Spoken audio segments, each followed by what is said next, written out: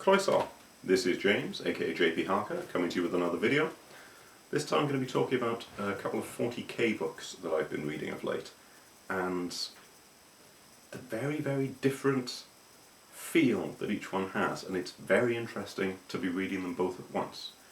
So to put this into context, I've been listening to the audiobook of the Horus Heresy books, the first two, Horus Rising and False Gods, and I've been reading the first few books of A Legacy of Caliban, which is Ravenwing and Master of Sanctity. I'll keep this up. I should keep books up more. I know I have a habit of pointing at them when you can't see them. So I'll keep the book up. What I was finding interesting was these are generally just a bit of fun. 40k books, they're not generally that deep, and they're something light to read. I've read some fairly heavy stuff of late, and I thought, oh, I'll have a nice light read of some 40k stuff, some bolter porn, as I have heard it called, and I do quite like that term. But yeah, lots of fighting, lots of military fantasy. I'm not a huge sci-fi fan, but I do enjoy 40k, so I thought, oh, I'll have a look at these. And the difference in vibe has been very interesting, because for them as don't know, the 40k universe is the 41st millennium, but everything in it is happening because of what happened 10,000 years in its past in the 31st millennium. And in that 31st millennium, to cut a long story short, we have the Emperor of Mankind on a crusade to unite all the human worlds in the galaxy. And he's uniting them under what's called the Imperial Truth, the idea that religion is bad, it's superstitious, it causes nothing but trouble. We're going to bring an age of enlightenment, there's going to be only the concept of pure science, and everyone's going to get along. We won't have any more of this religious warfare or bigotry or any of that nonsense. Well, I'd say nice idea in theory, but it's really not. But that's the idealism going forward in that. And we discover that actually magic and greater entities are real, as we all know in the later books, and the Imperial Truth is actually the Imperial lie. But what's interesting is, the Great Crusade is being undertaken by the Adeptus Astartes, the Space Marines. And they are indoctrinated to believe this. 100% they believe in the Imperial Truth, and we're uniting the galaxy under this light of science and reason. And it's still Space Marines in 40k.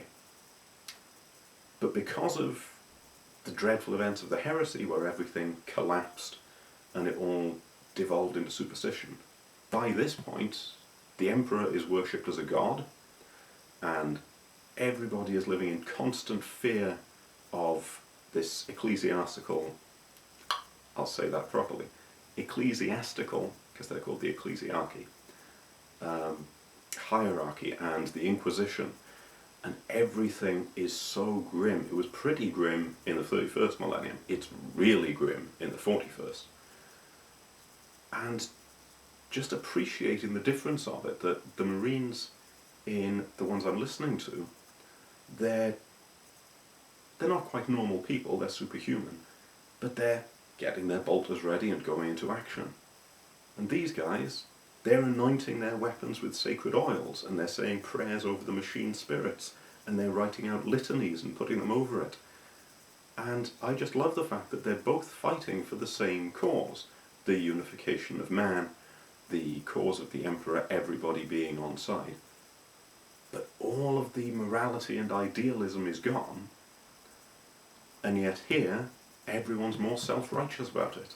And it's an interesting, fairly obvious little sort of metaphor and message, but I am enjoying the very fact that I'm listening to one and reading the other and experiencing them both at once, getting the real grimdark, which is an expression that started with 40k, the real tragedy of 40k, which I'd known about intellectually but I hadn't really felt before, that this was something that had started with such good intentions, flawed good intentions, but such good intentions, by relatively humble people. Horus is quite humble for all his hidden ego. He's got a degree of humility about him that makes him a worthy war master, because he's also a politician, he's also a man who doesn't want unnecessary combat.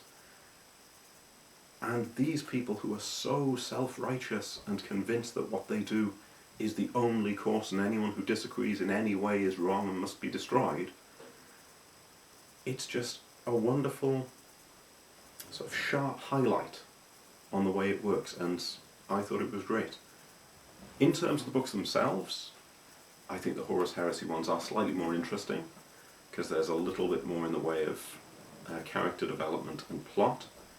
Having said that, while Ravenwing was quite bolt-upon, the second one, Master of Sanctity, did have a nice bit of intrigue in it. It had some classic spy novel style of stuff, as well as all the, bikes in space and lasers and all of that jazz. So yes, I'm looking forward to the third one, which is The Unforgiven, which I haven't started yet. But I think I will continue playing this little game of reading a 40k book for the what's happening now, while reading or listening to a 30k book for how we got to this terrible case of affairs. Because I think it's an interesting experience. So, it's been a bit of a ramble, I know. But if you're a 40k fan, consider reading Horus Heresy stuff with contemporary stuff and seeing the different feel, because I found it very interesting and very fun. I shall sign off with that then. This was a little bit more niche for those of us who love 40k, but cool people love 40k, you can tell because I do.